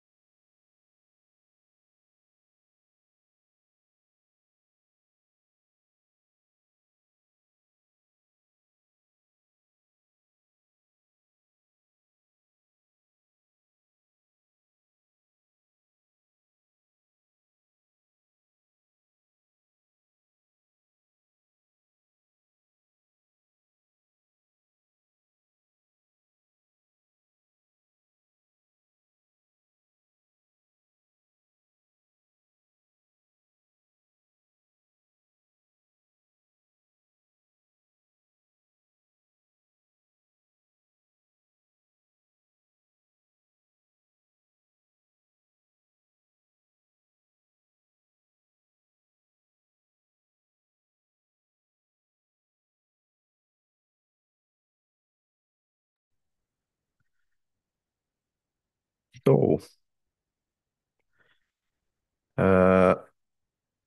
Welcome back. তাহলে আমরা মোটামুটি। আসসালামু আলাইকুম। ওয়ালাইকুম আসসালাম। স্যার, আমার একটা সমস্যা হচ্ছে। হ্যাঁ, আমি হ্যাঁ। এই ডাউনলোড করছি, তো যখন আমাকে কমান্ডে দেখাচ্ছে যে আপনার এটা ডাউনলোড করা সম্ভব না, কারণ আপনার এর জন্য একটা রেফার ফাইল দরকার, সেটা আপনার কম্পিউটারে নাই। তো আচ্ছা, আচ্ছা, কোনটা আচ্ছা। দরকার এটা তো বুঝতেছি না। এটা কি এই জুম থেকে? না না, আমি কি আপনাকে স্ক্রিন শেয়ার দিয়ে একটু দেখাবো? না, আমি স্ক্রিন শেয়ার দেখবো না। আচ্ছা, নট নেসেসারি। এইটা হচ্ছে আহ, আমি আহ, এইটা কি ইনস্টলেশনের কোনো কিছু? হ্যাঁ হ্যাঁ, ইনস্টলেশনের আচ্ছা, আচ্ছা। তাহলে একটা সমস্যা ধরুন নেই। উইন্ডোজ হ্যাঁ, আর তাহলে আজকে এটা খুলে। করতে হবে না। আজকে এটা করতে হবে না। এটা কোনো ফ্রি সময় আপনি চেষ্টা করিয়েন আর কি। যদি সমস্যা হয় আপনি ইমেল করিয়েন আমাকে স্ক্রিনশট দিয়ে আচ্ছা দিয়ে। ঠিক আছে, তাহলে ধন্যবাদ। হয়তো পরে করে দেবো, কারণ আমাদের আজকে ওটা সলভ করার সময় নেই আর কি। আচ্ছা, ধন্যবাদ। হ্যাঁ, আজকে জাস্ট দেখলেই হবে। হ্যাঁ, দেখলেই হবে। সো আমরা তাহলে ব্যাক করি। তাহলে আমরা দেখলাম যে কিভাবে একটা ডিরেক্টরি তৈরি করে। তারপরে আহ, আমরা যদি কোনো কিছু কপি করতে চাই, হুম, কিভাবে কপি করব। লেটস সেই আমি হচ্ছে এখান থেকে কোনো একটা কিছু কপি করব। হ্যাঁ। প্রথমে আসি। কপি করার আগে ন্যানো দিয়ে সাধারণত আমি যদি কিছু কপি করতে চাই সেই জিনিসটা তো আগে বানাইতে হবে। সাধারণত TOUCH, এটা একটা কমান্ড। টাচ দিয়ে আপনি কোনো একটা ফাইল বানাইতে পারবেন। লেটস আমি একটা ফাইল বানাচ্ছি, test.txt। তাহলে একটা ফাইল তৈরি হয়ে গেল। কোথায়? আমাকে দেখতে হবে এলএস দিয়ে। তাহলে একটা, এই যে দেখা যাচ্ছে এখানে একটা ফাইল তৈরি হয়ে গেছে, text.txt ফাইল। তাহলে আমি এখন এই ফাইলটাকে কপি করব সিপি। কপি ফাইল হচ্ছে সিপি দিয়ে কপি করা হয়। টেস্ট। কেউ একজন মনে হয় মাইক্রোফোন খোলা রেখেছেন। কেউ কেউ একজন বন্ধ করে দিলে ভালো হবে। হ্যাঁ। তারপরে হচ্ছে আমি এখন টেস্ট, এই ফাইলটাকে আমি কপি করব হচ্ছে আমি যে এখন নতুন করে একটা ফোল্ডার তৈরি করছি না সেটাতে, বায়োলজি।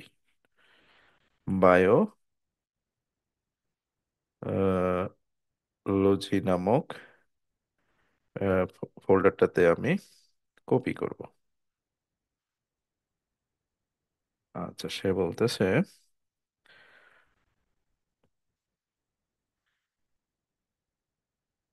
বায়োলজি নামক ফোল্ডার নাই বা এরকম কিছু।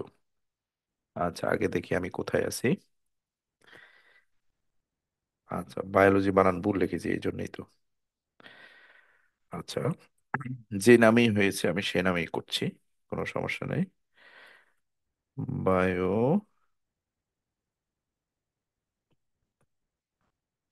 হ্যাঁ।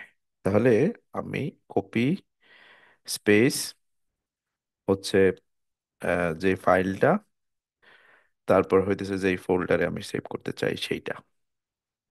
তাহলে আমরা এখন দেখতে চাই যে বায়োলজি ফোল্ডারে কিছু আছে কিনা। হ্যাঁ।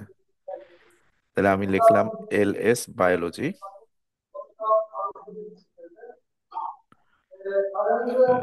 হ্যাঁ, হ্যাঁ, শব্দ হচ্ছে। কেউ একজন হেল্প করতে হবে।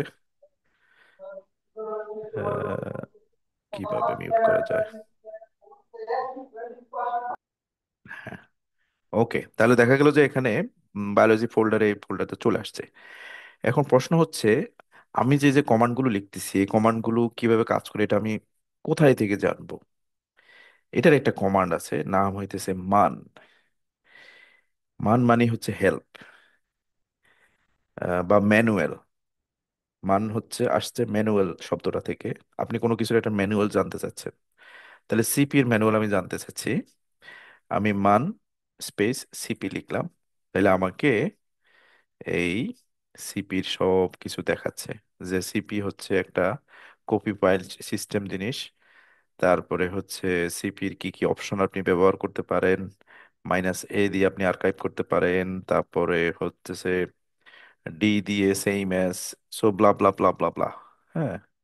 আপনি এভাবে ইন্টার টিপে ধরলে আপনাকে নিচের দিকে নিয়ে যাবে, যত রকম অপশন আছে সেসব দেখাবে। তো এইখান থেকে আমরা সাধারণত পড়ে পড়ে পড়ে পড়ে কমান্ডগুলোকে এক্সিকিউট করি। এখন আপনি বাইর হইতে চান, এখানে সে আপনাকে একটা হেল্পিং ইন্ডিকেশন দিচ্ছে, বলছে যে তুমি জাস্ট কিউ প্রেস করো। কিউ মানে হচ্ছে কুইট। তাহলে কিউ প্রেস করলে আপনি আবার টার্মিনালে চলে যেতে পারবেন। তাহলে আমি আবার টার্মিনালে চলে গেলাম। কারো ক্ষেত্রে এই জিনিস কাজ করবে না। মান যদি আপনার ইউজার ইন্টারফেসে না থাকে, সেক্ষেত্রে আপনি হেল্প এইটা দিয়ে আপনি সিপির যত কমান্ড এবং অপশন আছে সেগুলো দেখতে পারবেন, এবং সে তখন সব প্রিন্ট করে ফেলবে। দেখছেন, এই সব প্রিন্ট করে ফেলছে সিপির যত কিছু আছে, সে সব প্রিন্ট করে ফেলছে। কমান্ডটা আমি এখানে এক্সিকিউট করছি, সে এখান থেকে প্রিন্ট করে ফেলছে সব, যে সিপি নামক কমান্ডটা যত কিছু জানা যায় এগুলো ডিলিট করছে, রিড করছে সে। তাহলে এইভাবে গেল সিপি। তারপরে টাচ। টাচের বদলে আমরা যদি ন্যানো লিখি, ন্যানো দিয়ে আমরা হচ্ছে যে কোনো ফাইল এডিট করতে পারবো। যেমন এই যে টেস্ট ফাইলটা, এটাকে আমি এখন এডিট করতে পারবো। ন্যানো টেস্ট ডট টিএক্সটি যদি আমি টিপি, তাহলে আমি এখন এডিট করতে পারবো। এন্টার দিলাম। এখন দেখেন একটা নতুন পেজ ওপেন হয়েছে। It's like a new word file or new PPT file or new Excel file. আমি এখন হাবি জাবি যা খুশি লিখতে পারবো, স্পেস দিয়ে পর লাইনও লিখতে পারবো, কোনো কিছু কপি করে আবার পেস্ট করতে পারবো। হ্যাঁ। তো এটাকে এবার আমি সেভ করব। কিভাবে কি করব, নিচে কিছু আপনাকে হেল্পিং ইন্ডিকেশন দেওয়া আছে যদি খেয়াল করেন। বলছে তুমি যদি এটাকে সেভ করতে চাও তাহলে রাইট আউট লেখো। রাইট আউট হইতেছে কন্ট্রোল ও। তাহলে আমি কন্ট্রোল, আমার বাটন, আমার কিবোর্ডের কন্ট্রোল টিপে ধরে ও টিপলাম। সে বলতেছে file name to write test dot TST. আমার কোনো সমস্যা নাই, আমি বলছি ওকে ফাইন। আমি এন্টার টিপ দিছি, সেটাকে রিড করে সেভ করে নিয়েছে। এখন আমি বের হব, তাহলে আমাকে কন্ট্রোল এক্স টিপতে হবে, এক্সিট। Control x. তাহলে আমি আবার আমার আগের জায়গায় চলে আসলাম। তাহলে nano text dot TXT, control O, তারপর এন্টার বাটন টিপলাম, সেভ হইলো। তারপর আমি কন্ট্রোল এক্স টিপলাম, এক্সিট হয়ে চলে আসলাম। তাহলে এইভাবে ন্যানো গেল। এখন আমি যে ফাইলটা যে তৈরি করলাম এবং লিখলাম, সেই ফাইলটা আমি পড়তে চাচ্ছি। অনেকভাবে পড়া যায়। একটা হচ্ছে হেড এবং টেইল, এই কমান্ড দিয়ে শুধু প্রথম কয়েক লাইন উপরের, হেড মানে কয়েক লাইন উপরের আর টেইল মানে কয়েক লাইন নিচের, আপনি পড়তে পারবেন। আপনি যদি পুরা ফাইলটা ওপেন করতে চান তাহলে লেস কমান্ডটা ব্যবহার করতে পারি। তাহলে প্রথমে আমি হেড দিয়ে শুরু করি। Head test dot TST. তাহলে সে আমাকে প্রথম কয়েক লাইন দেখাচ্ছে প্রিন্ট করে। আমি যদি টেইল লিখি, তাহলে সে আমাকে শেষের লাইন দেখাচ্ছে। জাস্ট থিঙ্ক করেন, একটা ফাইল যদি কয়েক জিবি হয়, আপনি কি এটাকে ওপেন করতে পারবেন এক্সেলে? পারবেন না। আপনি কি এটাকে ওয়ার্ড ফাইল ওপেন করতে পারবেন না? আপনার কম্পিউটার হ্যাং হয়ে যাবে। তখন আমরা এইটার ধারস্থ হই। হেড দিয়ে টেস্ট দিয়ে আমরা হচ্ছে একটা ফাইলকে দেখি যে সামনে কি আছে, পিছে কি আছে। ইভেন স্পেসিফিক জায়গায়ও যাওয়া যায়। সেই কমান্ডটা হচ্ছে লেস। লেস কমান্ডটা হচ্ছে কিরকম, স্পেস, আমি এই ফাইলটাই, দেখেন এই ফাইলটা সে ওপেন করে ফেলছে। এখন আমি এখানে এডিট করতে পারবো, তারপরে আহ, লিখতে পারবো, আবার বের হইতে পারবো। বের হইতে হইলে আমাকে আবার কিউ টিপ দিতে হবে, কিউ। তাহলে লেস দিয়ে আমি ঢুকলাম, তারপরে হচ্ছে আমি কিছু লিখলাম। সরি, আমি এখানে লেস দিয়ে কিন্তু আমি লিখতে পারবো না, আমি হচ্ছে দেখতে পারবো সামনে পিছে, arrow up and down arrow দিয়ে আমি উপরে নিচে দেখতে পারবো। তারপর কিউ দিলাম, কিউ টিপ দেওয়ার সাথে সাথে সে বেরিয়ে গেল। তাহলে মোটামুটি এটা গেল। এবার হচ্ছে আমি একটা ফাইলকে ট্রান্সফার করতে চাই। এই ফাইলটা এখানে আছে, এটাকে আমি লেটস সেই আনট্রিমড ফার্স্ট কিউতে ট্রান্সফার করে দিতে চাই। কিভাবে করব? এটাকে বলা হয় মুভ কমান্ড, এমভি। এমভি হচ্ছে মুভ। মুভ করব আমি কাকে? আমি টেস্ট, এই ফাইলটাকে মুভ করব, স্পেস, যেখানে মুভ করব সেটা হইতেছে এই ফোল্ডারটাতে লেটস সেই, তাহলে ফোল্ডারটার পরে আমরা সাধারণত স্ল্যাশ দিয়ে থাকি। তো দিলাম, এখন কমান্ডটা এক্সিকিউট করলাম, দেখেন এই ফাইলটা এখানে আর নাই, ভ্যানিশ লাইক ম্যাজিক। দেখেন এই ফাইলটা আমি এলএস দিয়ে দেখছি, এখানে কিন্তু আর নাই। কিন্তু আমি যদি দেখি আনট্রিমড সে আছে কিনা, এলএস আনট্রিমড দেখাও তো কি আছে ওখানে, সে অলরেডি ওখানে চলে গেছে। আনট্রিমডে আগেই ফার্স্ট কিউ ফাইল দুইটা ছিল, এখন টেক্সট ডট টিএক্সটি। আমি যত সহজে করতেছি, কিন্তু আমি যখন বিগিনার ছিলাম আপনাদের মতো, এই কমান্ডগুলো টাইপ করতে আমার মোটামুটি 5-10 মিনিট লাগতো, বুঝতে 5-10 মিনিট লাগতো। সো আপনাদেরও সময় লাগবে যারা মনে করেন যে খুব কুইক হয়ে যাচ্ছে। আমি হয়তো আজকে সেশনের জন্য দ্রুত করছি, কিন্তু আপনাদের সময় নিয়ে আপনারা বাসায় প্র্যাকটিস করবেন, সো নো ওয়ারিস। এই সমস্ত ম্যাটেরিয়াল গুলো অনলাইনে রয়েছে, আপনি জাস্ট প্র্যাকটিস করবেন। তারপরে আমি কোনো কিছু গ্রেপ করতে চাই, লেটস সেই আমি একটু সিডি আনট্রিমডে চাই, যেহেতু টেক্সট ফাইলটা এখন ওখানে চলে গেছে। এখন আমি গ্রেপ করব। গ্রেপ হচ্ছে কোনো কিছুকে বের করা, আমরা কই না গ্রিপ করে ধর অথবা সামথিং। গ্রেপ হইতেছে আমরা কোনো কিছুকে ধরি। যেমন আমরা জানি এই ফাইলটার মধ্যে অনেকগুলো টেক্সট আছে, তো আমি বললাম যে তুমি সিম্পলি এই 3টা লেটার আমাকে বাইর করে দেখাও। হুম। তো আমি বললাম যে এই 3টা লেটার তুমি গ্রেপ করো, ফাইলটা হচ্ছে টেক্সট ফাইলটা। তখন আমি কমান্ডটা এক্সিকিউট করলাম, দেখেন সে আমাকে কি করলো, এই ফাইলটার মধ্যে যে লাইনে জিএইচএফ আছে সেই লাইনটা আমাকে প্রিন্ট করে পুরো লাইন দেখাইলো, এবং যেটা আমি চার্জ করছি সেটাকে সে লাল করে দেখাইলো। তো এইভাবে কোন একটা স্পেসিফিক ইনফরমেশন আপনি যদি লেটস সে 20 জিবি একটা এরকম একটা বড় ফাইল আপনি খুঁজতে চান, আপনি ইজিলি এরকম গ্রেপ কমান্ড দিয়ে খুঁজতে পারবেন, আপনাকে পুরো ফাইলটা ওপেন করতে হবে না। So this is the positive thing, যে কমান্ড লাইন ইন্টারফেসের, যে আপনি অনেক বড় বড় কাজ ক্ষুদ্র ক্ষুদ্র কমান্ড দিয়ে বের করে নিয়ে আসতে পারবেন। তারপরে আপনি অনেক সময় কোনো ফাইল আপনি ফাইন্ড করতে চান। হুম। ফাইন্ড, লেটস সে আপনি একটা ফাইল ফাইন্ড করতে চান, টেস্ট। তো সে বলতেছে এরকম কোনো ফাইল নেই, কারণ আমি ভুল করছি বানানে, তাই না? হ্যাঁ। এখন সে এরকম সে ফাইন্ড করে দেখাবে যে ফাইলটা এই ফোল্ডারে রয়েছে। হুম।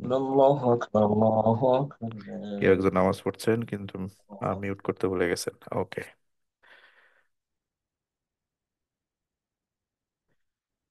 সুপার। তারপরে হচ্ছে ট্যাব কমপ্লিশনের কথা বলছি আমি। একটা হচ্ছে ওয়াইল্ড কার্ড। ওয়াইল্ড কার্ড কাকে বলে? ওয়াইল্ড কার্ড বলা হয় স্টারকে। হুম। বলে ভাই স্টার জিনিসটা কি? আমরা দেখি এখানে কি আছে, এখানে দুইটা ফার্স্ট কিউ ফাইল আছে, এখন আমি দুইটাকে একসাথে দেখতে চাই। তখন আমি এলএস স্টার, তাদের কমন ফাইলের কমন নামটা আমি আহ, লিখতে পারি। হ্যাঁ, ফার্স্ট কিউ। তাহলে সে আমাকে শুধুমাত্র ওই ফাইলগুলো দেখাবে। জাস্ট থিঙ্ক করেন, এরকম ফার্স্ট কিউ আছে শেষে, এরকম যদি এখানে 10,000 ফাইল থাকে এই ফোল্ডারের মধ্যে, আপনি সিম্পলি এই ফাইলগুলোকে আপনি বাইর করতে পারবেন যে কয়টা ফাইল আছে কিভাবে। এইটার সাথে আপনি আরেকটা কমান্ড যোগ করেন, এটাকে পাইপ বলে। আমি এখন যে এটা দিয়েছি লম্বা একটা দাড়ির মতো, এবং বলতেছি যে এটাকে কাউন্ট করো। ডব্লিউ সি মানে হইতেছে ওয়ার্ড কাউন্ট, -L হইতেছে একটা অপশন, যে কতগুলা লাইন আছে অথবা কতগুলা ফাইল আছে তুমি আমাকে এটা দেখাও। তাহলে সে আমাকে প্রিন্ট করে দেখাইলো যে তোমার এখানে দুইটা ফাইল আছে, যে এই ফাইলগুলোর নামের শেষে ডট ফার্স্ট কিউ রয়েছে, এরকম ফাইল রয়েছে দুইটা। এই যে গণনা করছে হচ্ছে এই কমান্ডটা দিয়ে। তাহলে প্রথমে সে এই কমান্ডটা এক্সিকিউট করলো, করে সে পরের কমান্ডে চলে গেল। মাঝখানে এটা দিয়ে আমি বললাম যে তুমি পরের কমান্ডে যাও এবং বের হইও না, শেষ করে আমাকে রেজাল্টটা দাও। তাহলে এইভাবে অটোমেশন গুলো হয়ে থাকে। আপনি যদি জানতে চান যে আপনার বর্তমান পিসিতে কোন কোন প্রোগ্রাম রান হচ্ছে, আপনি টপ লিখে টপ নামক কমান্ডটা লিখলে আপনাকে দেখাবে যে আপনার কোন কোন ফাইলগুলো রান হচ্ছে, কোন কোন ফাইলগুলো হচ্ছে না। বা এটা লাইক টাস্ক ম্যানেজার। হুম। কোন কোন জব চলতেছে, টাস্ক ইন্টেন্সিভ কোনটা কোনটা না, এভাবে। তারপরে আপনি মান তো দেখাইলাম। আপনি এখান থেকে এই পুরাটা এক্সিট করবেন। আপনি যদি এক্সিট কমান্ড লেখেন তাহলে আপনি এই পুরা টার্মিনালটা ক্লোজ হয়ে যাবে। আমি এখন যে সিএলআইটা ওপেন করছি, উবুন্টু, এটা পুরোটা ক্লোজ হয়ে যাবে। সো নাও আপনারা জানেন যে কিভাবে কিভাবে ছোটখাটো কমান্ড করতে হয়। এখন আপনারা এক্সারসাইজ করবেন কিছু, যা বাট আমি এক্সারসাইজটা আপনাকে বাসার জন্য দিচ্ছি, আজকের এখানের জন্য দিচ্ছি না। যে আপনি একটা নতুন ডাইরেক্টরি তৈরি করবেন আপনার পছন্দনীয় নামে। সেখানে আপনি শেল ডাটার ফার্স্ট কিউ ফাইলগুলো কপি করবেন, কপি করে নিয়ে যাবেন। এবং কিছু সিকোয়েন্স আছে ফার্স্ট কিউতে খুবই ব্যাড সিকোয়েন্স, মানে হইতেছে আমরা যে ডিএনএ আরএনএ জানি, অ্যাডেনিন গুয়ানিন, এই সমস্ত নামগুলো সে রিড করতে পারে নাই, অর্থাৎ রিডিং খারাপ হয়েছে, ব্যাড কোয়ালিটি রিড রয়েছে। এটা আমরা কিভাবে বাইর করবো একটা ফার্স্ট কিউ ফাইলে? আপনাদেরকে আমি আগেই বলেছি, ফার্স্ট কিউ ফাইল হচ্ছে আহ, একটা ডিএনএ ফাইল অথবা আরএনএ ফাইল।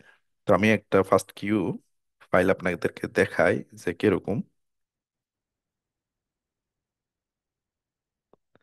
তাহলে আমি হেড কমান্ডটা লিখলাম, লিখে বললাম যে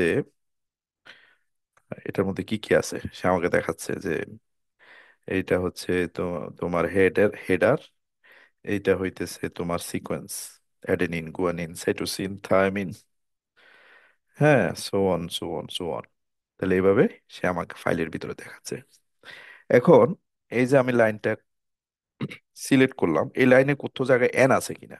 এন থাকা মানে হইতেছে এই সিকোয়েন্সিংটা সে রিড করতে পারে নাই, মিস করে গেছে। অথবা ডাটা ফাইল তৈরির সময় যে সিকোয়েন্সিং মেশিন ডাটা ফাইল তৈরি করে, সে মিস করে গেছে। সিকোয়েন্সিং মেশিন কি এটা তো ব্যাখ্যা করতে গেলে আর একটা লেকচার লাগবে, আমি ওইদিকে যাচ্ছি না। তো আমি এভাবে একটা এন বের করতে চাই। তাহলে আমরা কি কমান্ড ব্যবহার করতে পারি? গ্রেপ কমান্ড ব্যবহার করতে পারি, তাই না? গ্রেপ, তারপর বলতে চাচ্ছি যে এন নামক কোনো কিছু আছে কিনা বাইর করো। সে বলতেছে এই ফাইলে কোনো এন নাই। আমরা জানি আমাদের 8টা ফাইল আছে, দেখি এই ফাইলে কোনো কিছু আছে কিনা। সে বলতেছে হ্যাঁ প্রচুর এন আছে, এই যে সব প্রিন্ট করে ফেলছে এক কমান্ডের সাথে।